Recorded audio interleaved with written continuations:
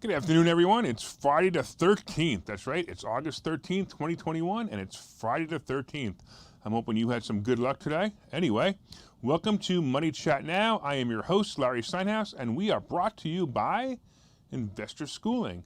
That's right. You can go to investorschooling.com right now, RSVP for a free class, and you could learn everything about the stock market, everything about real estate investing, everything about money. That's investorschooling.com. All right.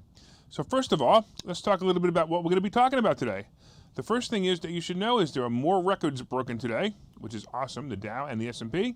Consumer sentiment has fallen. A federal judge decided on evictions, and we're going to talk about that. That's pretty important, especially if you're a real estate investor. Federal tax credit was deployed today. There's a lot of unemployment fraud. Let's talk about that. COVID vaccine job mandates. And here's an interesting one because we are a financial show. I wanted to bring up the Taliban and Afghanistan, and we'll talk about that in a little while and why. And of course, some of my all-time picks. So first of all, let's get right into it. The Dow Jones and the S&P hit records today, and actually, just so you know, the Dow actually finished up 15 points, but at one point it was up over 100 points today to break a record of over 35,600, which is not bad. And again, I've been saying this for the last couple of days. I see first of all, I see 36,000, no problem. I see 40,000 in the horizon, probably in the next 9 months, maybe possibly a year, but it will definitely happen. It's definitely one of those things that's going to happen. I don't know what's going to happen after that, but it's definitely going to happen. The S&P actually squeaked out a slight gain today. Actually, it broke a record at 44.68. All right, let's get into talking about some of the greatest stuff that's going on today. Oh boy. Consumer sentiment measures fall. Now, this is important. The University of Michigan's Consumer Sentiment Index tumbled to 70.2 in its preliminary August reading. That is down more than 13% from July's result of 81.2 and below the April 2020 mark of 71.8%, which was the lowest in the pandemic. So basically what's happening right now, it's not many points lower, but it's the lowest point that we've hit in the consumer index in the entire pandemic is now, not in April. It's now. Now, this could be a problem. It could not be a problem, but of course, this is being caused by the Delta variant, and it's confusing people. Over the past half century, the sentiment index has only recorded larger losses in 6 other surveys, all connected to sudden negative changes in the economy. Richard Curtin, chief economist for the University of Michigan Surveys of Consumers, said in a release. 2 of those larger month-to-month movers were April 2020 amid the pandemic and October 2008 during the financial crisis. Now, I'm going to tell you that these, in my life, were the 2 worst financial crises I've seen, and now consumer sentiment is actually moving down to that point. Now, I do have to say that the Consumer Sentiment Index is just one preliminary data point, and other recent economic data points, including weekly jobless claims, have pointed towards a continued economic recovery.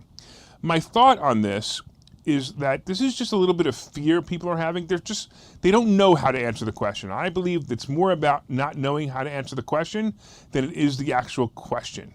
So I'm going to say to ignore this for now. We will see how the Delta variant affects the economy, but I'm actually going to say that we should really ignore the consumer sentiment at the moment. It doesn't mean don't be consciously aware of what happened. Just ignore it because I believe it's not going to affect the economy as it normally would. All right, let's go into something else. A federal judge decided on the eviction policy. Now, we know about the eviction moratorium, and we know that it's been extended to October 3rd in certain areas, and it's been extended to October 3rd in certain areas that have high transmission rate of COVID. Now, right now, transmission rate of COVID is super high because the Delta variant apparently moves faster than the Alpha variant and all the other letters in between. So it's moving very fast. A federal judge rejected on Friday a request by landlord groups to block the CDC and prevent new eviction moratorium. the biggest problem I have with this is, who is the CDC to say that there should be an eviction moratorium or not? I have no problem with them recommending it. That's okay. But they have no right to dictate it. However, it is what it is. The decision by Judge Dabney Friedrich of the U.S. District Court for the District of Columbia is a win for the Biden administration. More than 11 million Americans remain behind their rent, moving the CDC to issue a new eviction ban earlier this month after its previous one expired on July 31st. You know, even this article doesn't understand that the eviction ban that the CDC is trying to rule is it's not about whether you're going to be thrown out of your house or not because you can't afford to pay the mortgage. The rent. It's about whether if you are thrown out, you're going to have to move in with somebody and you may spread COVID. That's what the CDC is saying. So even the people who write these articles don't even understand it. The ruling was on technical grounds. Friedrich said the court's hands are tied by an earlier appellate ruling to keep the moratorium in effect. She said the plaintiffs could challenge the policy with D.C. Circuit. I bet they will. Also, the Alabama landlords who made the request will probably appeal. So once again, it's a complete joke. The administration believes that the CDC's new moratorium is a proper use of its lawful authority to protect public wealth, says the White House. Wow. They're so far off. They don't even understand. The CDC's eviction ban has faced numerous legal challenges, and landlords have criticized it, saying they can't afford to house people for free or shoulder the country's massive rental arrears. On Thursday, the U.S. Supreme Court struck down at least part of New York's eviction moratorium. So once again, we're stuck with a situation where whoever they want to be is controlling you as a landlord. So if you're a landlord and you own a property, hey, too bad. Don't you know that because if you own one property and you're a middle-class person and you're making enough money to pay the rent and own your property, well, hey, that's too bad. You're rich, and this guy who rents from you isn't, so it's your fault, and you need to make sure that you house them. That's basically what they're saying. It's not right. All right, we're going to take a commercial right now while I compose myself and get out of my own opinions. We'll see you in about a minute. Okay, so you've thought about investing in real estate, houses, apartment buildings, properties, but don't really know where to start? Well, what if you could very easily learn how to gain strategies to use other people's money to buy and sell houses in the Philadelphia area? If you could learn and network with successful area real estate investors and how to produce monthly income on rental properties without headaches, that place is Investor Schooling. With Investor Schooling, you'll learn from two Philadelphia area rockstar real estate investors, Phil Falcone and Larry Steinhouse, about how to buy and sell properties the easy way and teach you basic and advanced techniques to help you make money in real estate. You can attend Investor Schooling in person or online visual classes 8 times a month. You can and will learn how to make money in real estate. Call for free information and get a complimentary pass to one of these classes. But don't delay, as these complimentary passes are limited. Call the number on your screen now or visit investorschooling.com. investorschooling.com.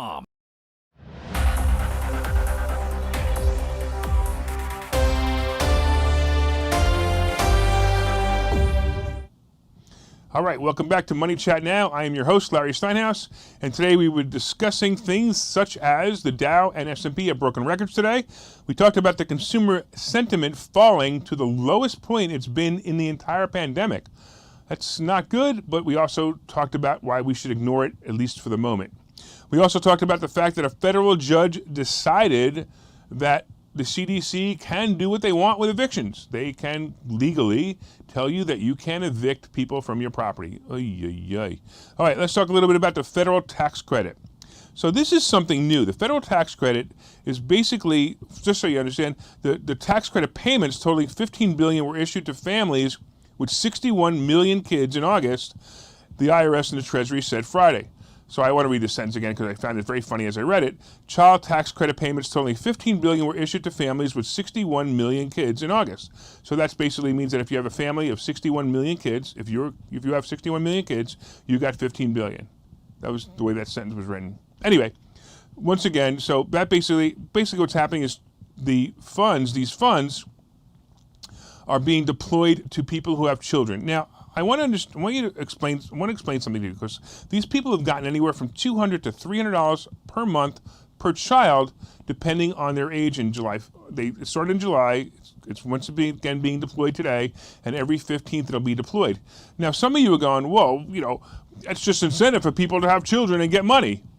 It is, and it isn't. And I want to be clear on this because there's a lot of confusion on this. There used to be a tax credit of $2,000 that you used to get if you had children. And everybody was cool with it. They just said, hey, listen, this is cool. I don't have to pay taxes on $2,000 of the money I get. I don't have to pay $2,000. It's a complete tax credit, so you don't have to pay any taxes on it. You get the money back. You actually get $2,000. So in other words, if you owed $10,000 in your tax return, you only owed $8,000 because you got a tax credit of $2,000. So here's what's happening. Now they raised the tax credit up to $3,600 per family per child. And how that works is instead of you getting it at the end of the year when you file your tax return, you can get a payment now for it. Now, if you don't qualify for this at the end of the year, you still have to pay it back. It's no different than the ACA, the Obamacare payments that you were getting on health insurance. So keep in mind that this isn't, look, some people may say it's a handout. It's not. It's just an advance of your tax credit. So the money's not a handout. Whether you believe there should be a tax credit or not, that's something completely different. But it's just an advance on a tax credit. And here's a good thing about this. Remember all this money that you pay into the government every week or every other week or every month out of your paycheck, that they borrow that money for free, and then at the end of the year, if they owe you money back, they don't give it to you with any interest?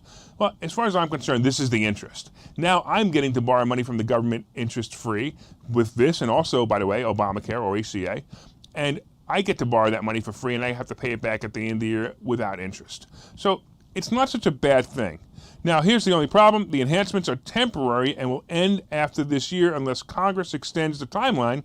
Senate Democrats' $3.5 trillion budget framework, which, by the way, was the infrastructure. Once again, politicians have hidden their agenda inside another agenda. So the enhancements are temporary and will end after this year's, unless Congress extends the timeline. Senate Democrats' $3.5 trillion budget framework, which passed this week on a party line vote, would extend the enhanced credit but doesn't specify a duration. So a couple of things here is, one, they snuck it in there, and that's okay. I'm okay with them passing it, but it has nothing to do with infrastructure. The second part that you need to understand is they didn't specify a duration, which means it could go to the end of this year or it could go on forever, and either one is fine with me. Actually, to be honest with you, I like the idea of the government giving money back to people early, so I'm okay with it either way, but it would be nice if they said how long it was going to happen for. All right, let's go into the next topic, which is unemployment fraud.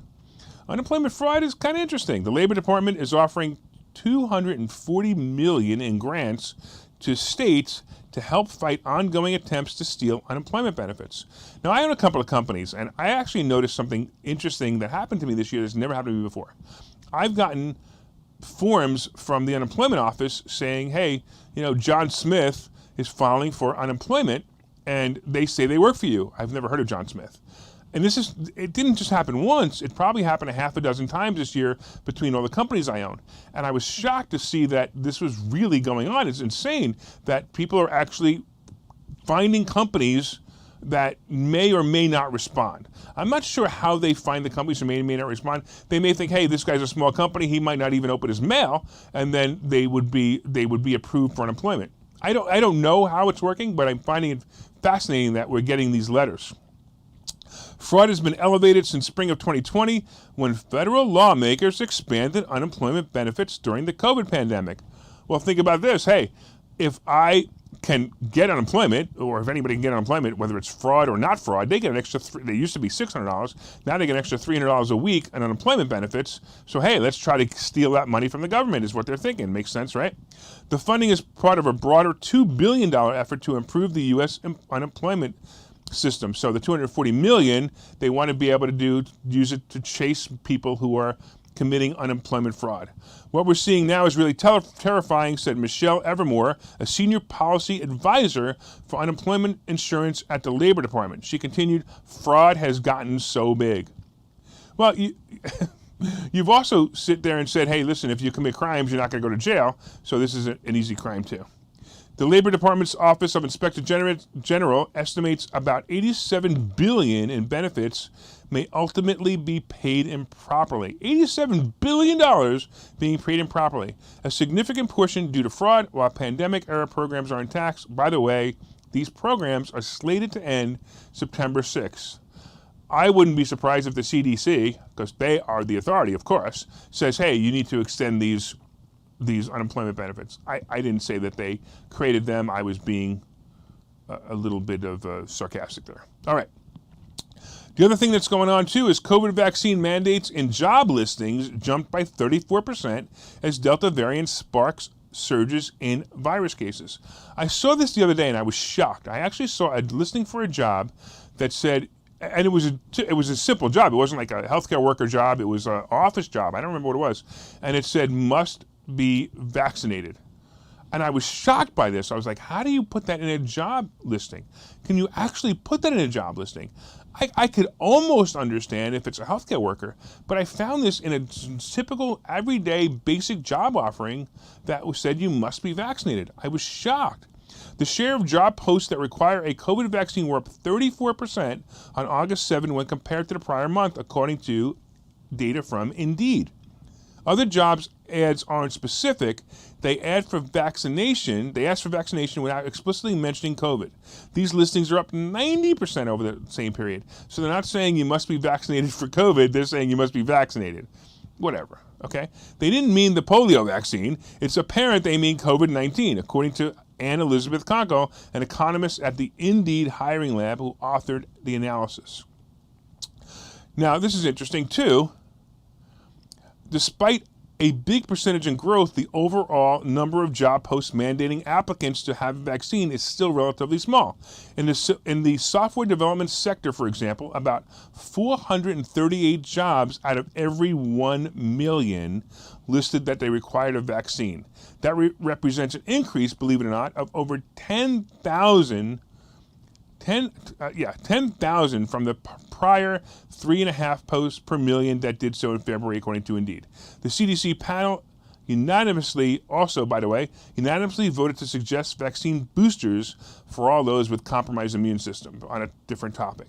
So basically, that came out today too. The CDC is saying, listen, if you're a compromised immune system, then you should get your vaccine. All right, we're going to take a quick break. We're going to go over to take a look at this video. I want you to see this because my partner, Phil Falcone, is giving away his Z4.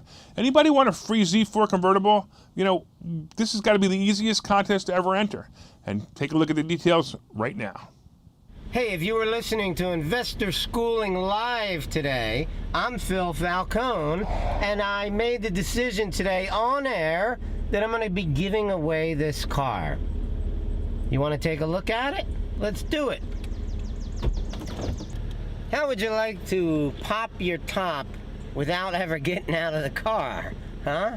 It's pretty cool. You can do it at a red light. You can do it when you see it rainy. You can actually even do it when you're driving, as long as you don't go maybe faster than 10 miles an hour. So I am giving away this car. Why? Is it because I'm crazy? Is it because I'm rich? Is it because of both? Take your pick. I don't care. Let me tell you about the car. We're going to have a contest. We're looking for real estate investors to go to our website and give us a real estate tip. And you can have people that you know vote on the site about which real estate tip is the most quality, most valuable to them. So let's just say that our contest is going to be looking for quality real estate tips and for votes. So you need to get your friends, your family, people who care about you, and real estate investors who are willing to go on the site and vote for it. And I will give you this car.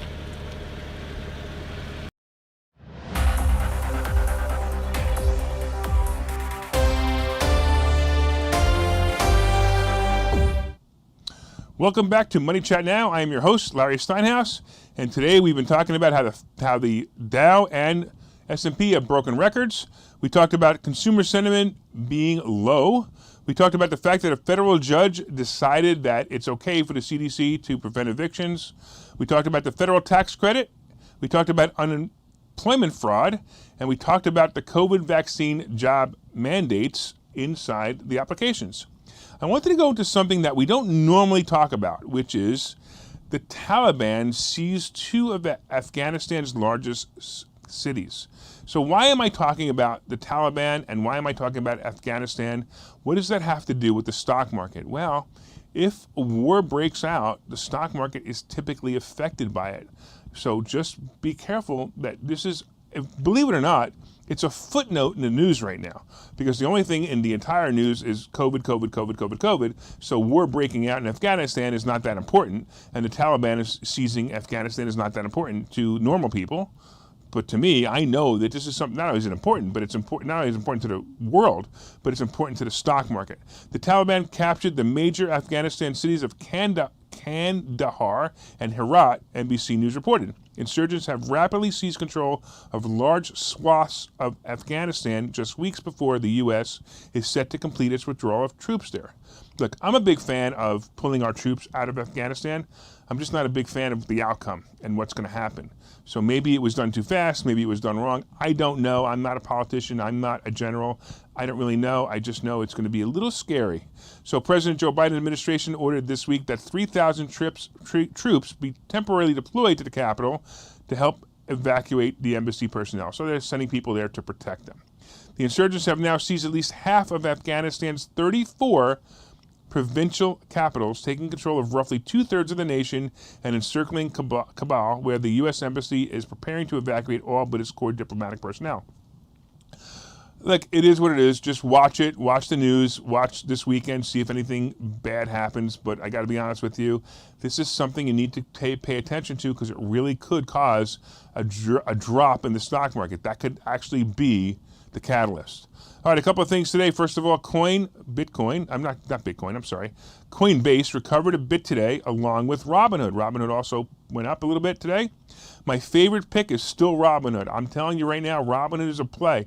If we could get Robinhood, every time Robinhood goes below 50, if you have the money, add to some shares. It is not a great call play at the moment because it's just too expensive, but watch for it.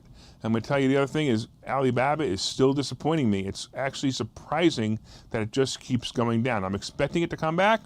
I'm expecting it to go over 200, but I think it's just getting beat up by bad rumors as well as, just fears that China is going to take it down. I'm looking forward to drop another 5 or 6 points, and I may actually add to it again. So today, once again, was Friday the 13th. I'm pretty excited about Friday the 13th. Friday the 13th is a pretty exciting day, and some good things have happened to me on Friday the 13th, so maybe it'll continue to happen to me. I'll let you know on Monday what great things happened.